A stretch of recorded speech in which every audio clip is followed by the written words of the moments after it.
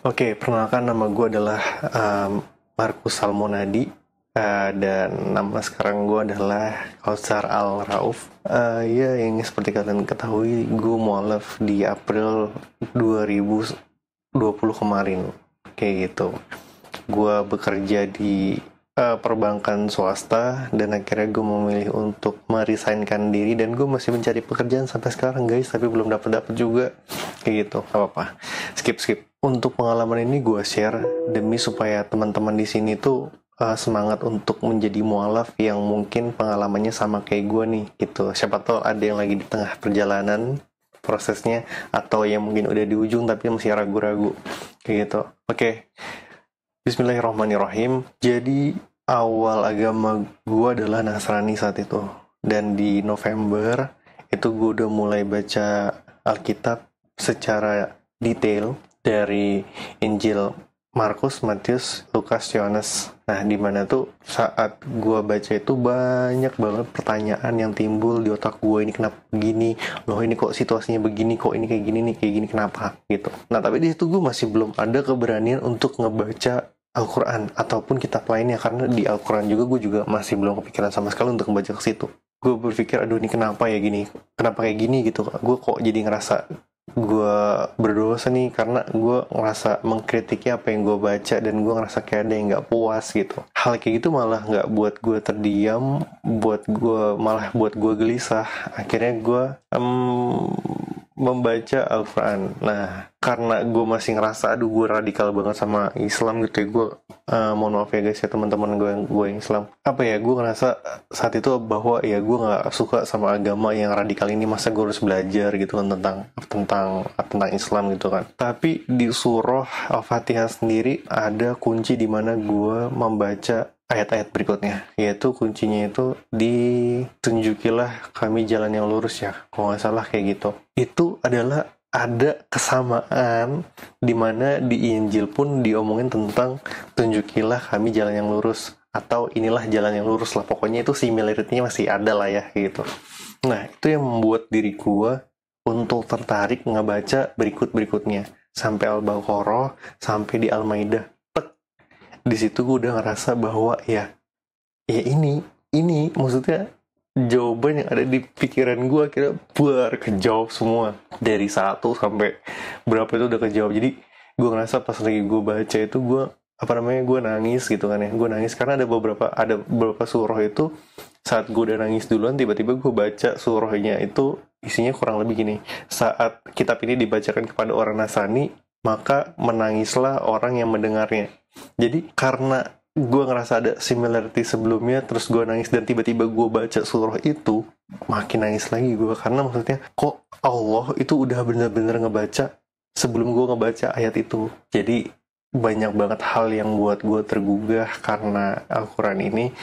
Jadi kalau misalnya ngomong tentang Injil itu ya, gue uh, ngerasa banyak banget ada perkata-kataan yang ambigu menurut gue, kayak gitu. Dan ada beberapa yang gue ringkas nih, contohnya seperti ini sih guys. Kayak Nabi Ibrahim itu punya dua bangsa yang dijanjikan, itu dari anak-anaknya.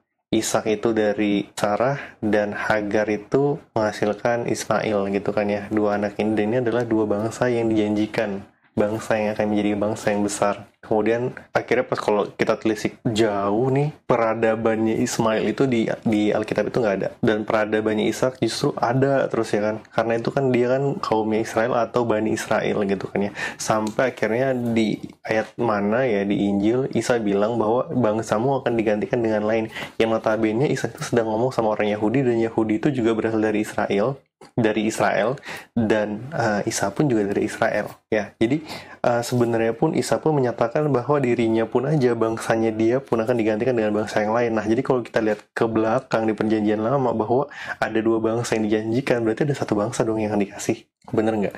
Jadi bangsanya itu yang gue lihat adalah Bani Arab, kayak gitu. Itu sih yang makanya itu kenapa menjadi kecaman banyak orang Yahudi saat itu. Iya. Jadi saat gue ngerasa udah klop banget dengan apa yang ada di pikiran gue, dan banyak banget perkataan Isa itu yang bahkan bilang bahwa saat Anda akan mencari saya gitu kan. Saat Anda akan mencari saya, Anda tidak akan mendapatkan saya karena saya akan pergi ke tempat di mana Anda tidak bisa mendapatkan saya. Jadi kata-kata di situ sih sebenarnya membuat saya jadi ambigu karena apa nih? Ada dua tempat nih. Isa itu dicari pas lagi di makamnya atau dicari pas lagi Taman Getsemani. Nah, tapi kalau misalnya gue sebagai pembaca, saat Isa udah ngomong kayak gini dan gue mengagungkan Isa mempunyai hak seperti itu, mempunyai hak di perkataannya seperti itu, otomatis dia nggak akan ditemukan di mana-mana, nggak akan ditemukan di dua kondisi tersebut. Itu yang ada di pikiran gue. Pokoknya pas udah baca di Al-Quran ini, gue lagi ngerasa apa ya, kok gue ngerasa ya saat gue jadi orang Nasrani, gue dibilang kafir, malah hal itu membuat gue untuk menjauh untuk mencintai Islam.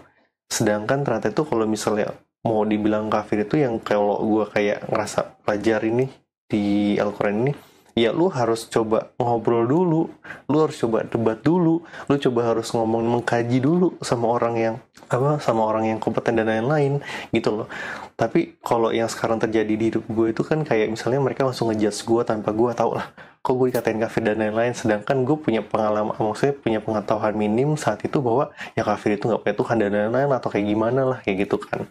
Karena itu juga gue dapat dari teman-teman gue yang mungkin ilmunya juga minim juga gitu. Jadi membuat gue malah mau ngecap Islam aja radikal dan menurut gue bukan agama yang relevan untuk justru digunakan di dunia gitu. Gue mikirnya itu kayak gitu karena gue berpikir ya Nasrani adalah agama yang peduli sama siapapun, careless sama siapapun. Tapi saat gue baca Al-Quran, kebalik semua hati gue kebalik, sama sekali kebalik banget kebaliknya, yang dimana Allah tuh punya kata-kata yang bener-bener bisa ngebalik hati sekeras gue gitu, bisa ngebalik yang dimana tuh wah kok yang gue pikir Islam itu bener-bener kok apa namanya ya, istri Nabi banyak gitu kan ya, terus perang dan lain-lain, ternyata enggak guys, itu semua tuh ada persyaratannya dan persyaratannya sangat sulit kayak gitu. Dan kalau misalnya mau dibilang itu sangat manusiawi dan memang bener adanya. Jadi kalau misalnya emang ada beberapa kalian nih mungkin orang-orang Nasrani, mohon maaf, mau maksudnya denger gue terus akhirnya agak sedikit marah, wajar, sangat wajar karena gue pernah ada di posisi tersebut. Jadi gue coba mendukung kalian kalau misalnya kalian mau ngebaca, monggo dibaca pelan-pelan gitu, karena perkataan gue mungkin akan lebih kasar atau mungkin lebih jauh dari sempurna karena Allah lebih sempurna untuk membuat suatu kitab yang dimana kitabnya itu bener-bener wah luar biasa deh kalau misalnya dibaca kayak gitu.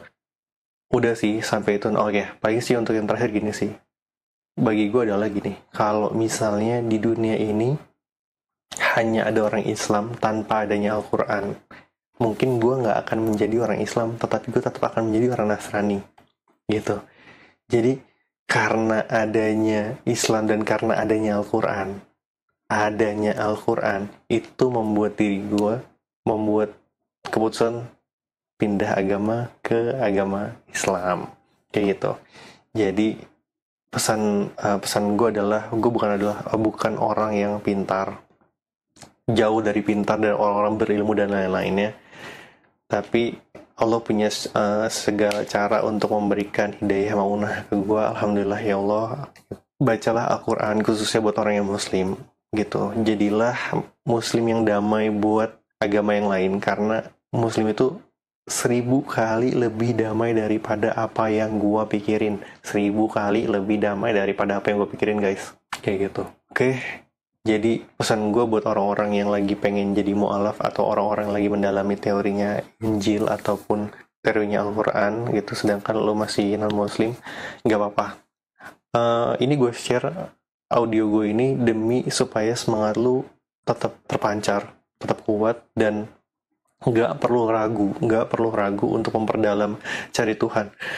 Gue pernah dengar dari atasan gue waktu di Bang pernah bilang kayak gini, kalau misalnya lu satu langkah mau mendekati Tuhan, Tuhan pun akan mau mendekati 1000 kali lebih dekat gitu ya. Jadi itulah indahnya Allah yang menciptakan kita. Jadi kalau menurut gue, cari kebenaran karena kebenaran itu indah.